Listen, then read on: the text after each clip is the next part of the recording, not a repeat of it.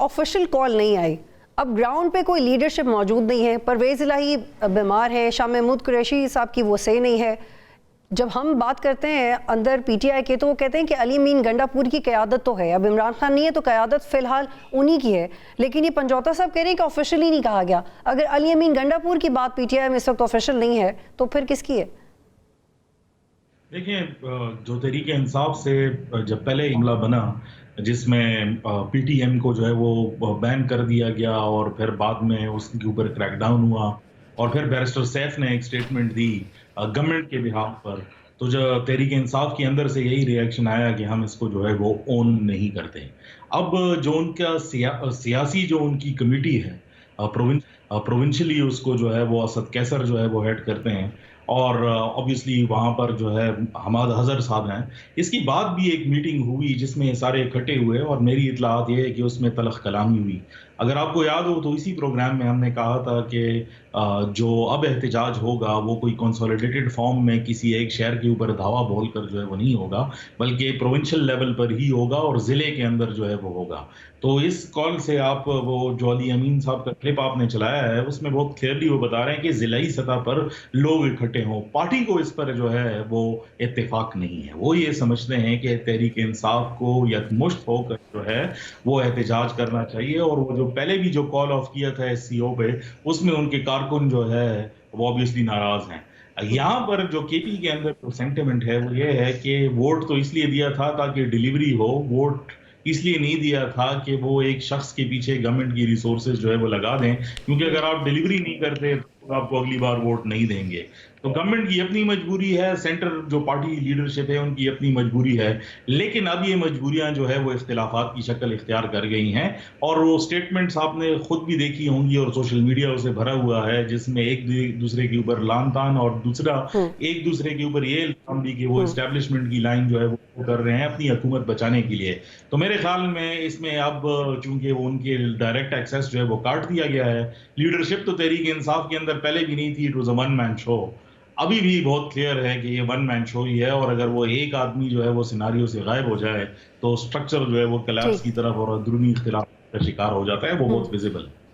जी जी जी, साकिब बशीर साहब, तो जो कारकुनान है वो ये समझते हैं कि इमरान खान को अकेला छोड़ दिया है?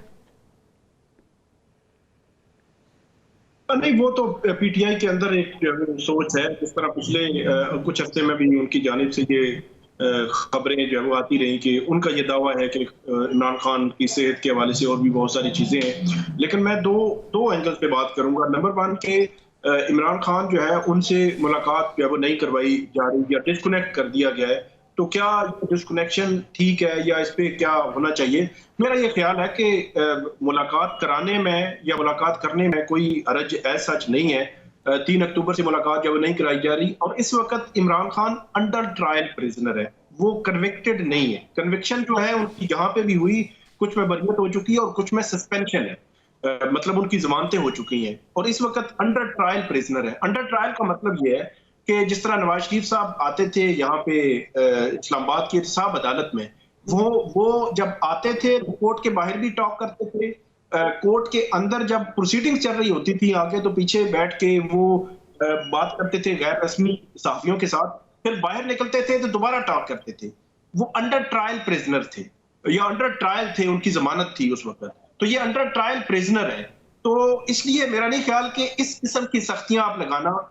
एक चीज तो मतलब एडमिटेड फैक्ट है ना कि वो जो आप कहते हैं कि वो एक बड़ी पॉलिटिकल पार्टी के लीडर है, वो उसकी एक सूबे में हुकूमत है, मरकज में उनका अच्छा खासा जो है वो हिस्सा है, इसी तरह पंजाब में उनका हिस्सा है, तो इसलिए उसको इस तरह ट्रीट करने से मेरा ख्याल है ये तो हो सकता है किसी की अना जो है वो पूरी हो सके, लेकिन उसको ट्रीटमेंट जो है वो मुलाकात के हवाले से इस तरह की पाबंदी मुझे समझ से बाहर आ रहा है। दूसरी जो आपने बात की उसका एक और पहलू भी है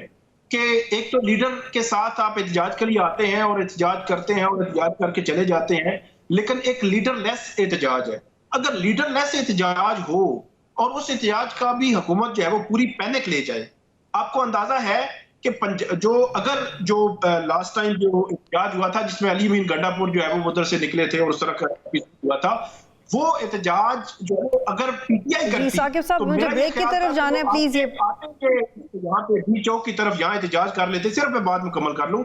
लेकिन हुकूमत वक्त ने रावलपिंडी और इस्लामाबाद पूरा ब्लॉक किया, वहां पे जो मोबाइल सर्विस थी वो बंद थी, मल्टीपल उसमें ऐसी चीजें थी कि जिन लोगों को नहीं भी पता चलना था उन्होंने भी पता चला। ठीक है।